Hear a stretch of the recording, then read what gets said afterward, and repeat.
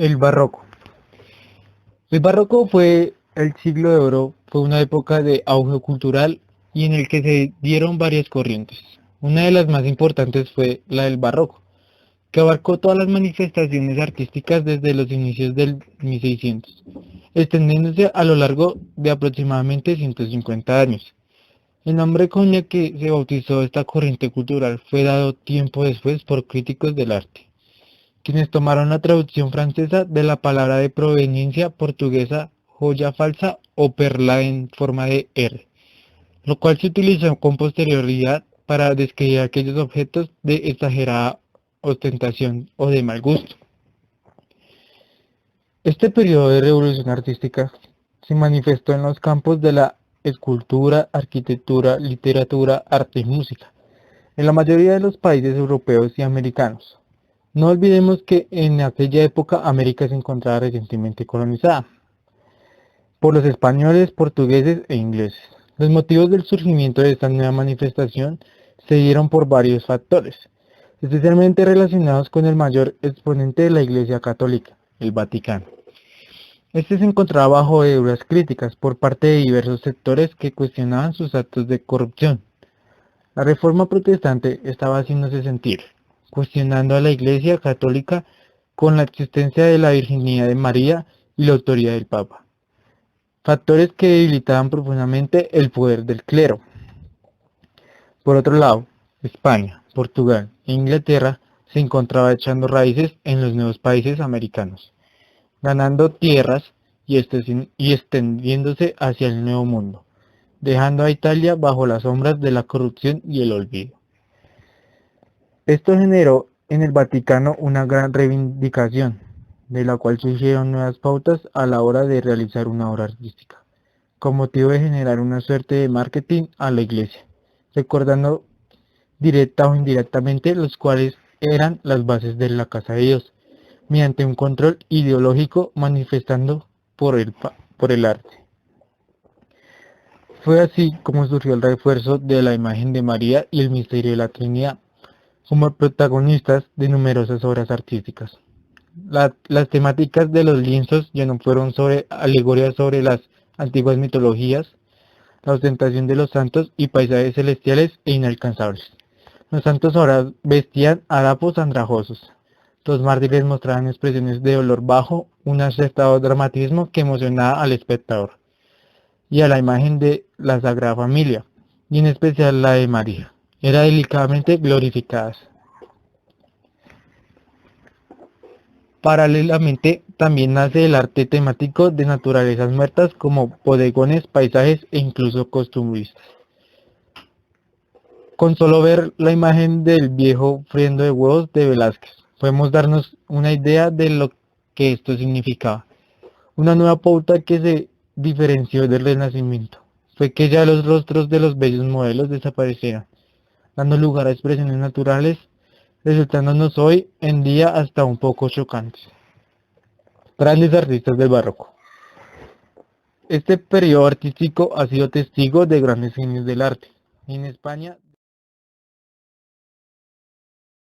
dentro del barroco se encuentra el famoso siglo de oro. Allí se destacaban entre los pintores Diego de Velázquez y Francisco de Zurbarán. En la literatura se destacan verdaderos genios como Miguel de Cervantes, Luis de Góngora, Francisco de Quevedo, Lope de Vega, Tirso de Molina y Calderón de la Barca. La arquitectura tuvo como su mayor exponente a Gian Lorenzo Bernini, creador de la forma oval de la Plaza de San Pedro, quien además fue el exquisito escultor, autor de la magnífica fuente de Tritone y de la conmovedora obra El éxtasis de la Santa Teresa. En la pintura Rembrandt, Rubens, Caravaggio, Van Dyck y el mencionado Velázquez. Escultura del barroco. En cuanto a la escultura, se puede decir que siguió las bases del Renacimiento, siguiendo una línea de carácter naturalista, pero a la diferencia de la escultura barroco trató de quitarle el idealismo a la imagen, convirtiéndola pura y exclusivamente en realidad. El escultor más nombrado de esta época fue napolitano, Gian Lorenzo Bernini, creador de la Fuente de los Cuatro Ríos, ubicada en Piazza Nova, Roma, y colaboró colaborador de la famosa escultura Rapto de Proserpina, obras compuestas por cuerpos completamente liberados que ya no se encuentran en un estado rígido y de pose, sino que muestran un dinamismo intenso, resaltando el movimiento y la acción, otorgando más veracidad y naturaleza a la imagen. La música del barroco.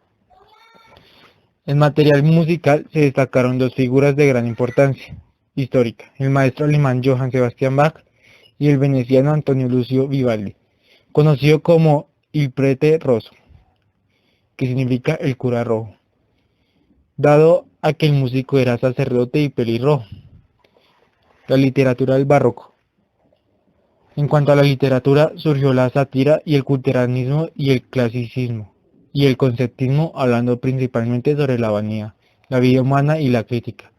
Sus principales representantes fueron Don Luis de Góngora y Francisco de Quevedo, autor de famosos sonetos satírico a una nariz, y en la cual el autor hace referencia a su deforme nariz de una forma. La Ilustración. Se denomina ilustración al movimiento de renovación intelectual, cultural, ideológica y política que surgió en Europa, como resultado del progreso y difusión de las nuevas ideas y de los nuevos conocimientos científicos. Los mismos que iluminaron la mente de los hombres, a la vez que contribuyeron a modificar su espíritu. La ilustración alcanzó su mayor desarrollo en el siglo XVIII, llamado por ello el siglo de las luces. En toda Europa se habla de que se estaba viviendo en la época de las luces, en que los hombres iluminados por la luz de la razón debían establecer una nueva organización, que habría de reemplazar al caduco antiguo régimen. Bajo el dominio de la razón, el hombre se planteaba nuevas interrogaciones. Desprecia el pasado, reniega las viejas creencias, enfrenta las doctrinas inamovibles de la Iglesia y se vuelve hacia las nuevas formas de pensamiento con la intención de iluminar sus conocimientos. Por ello, el siglo XVIII se conoce como el siglo de la luz. Características de la ilustración. Las principales características de la ilustración son las siguientes. Primero, el excesivo predominio de la razón del libre examen, del libre pensamiento, como guías exclusivas del hombre, no solo en la búsqueda del saber y el incremento de los conocimientos, sino también en el estudio de su época y su cultura. Segundo, la crítica agua, así como el duro ataque al orden de cosas imperantes que se manifestaron mediante una marcada tendencia a apartarse. Tercero, de lo abstracto, es decir, de lo incomprensible en las ciencias. Cuarto, de lo relevado, esto es, de las verdades de la Iglesia Católica en la religión, propendiendo a la de tolerancia. Quinto, de la tradición, es decir, del absolutismo en política. Sexto, por una marcada inquietud por aprender y por enseñar, por ensanchar los conocimientos, por hacer progresar las ciencias, por lograr el desarrollo de la cultura. Representantes de la Ilustración.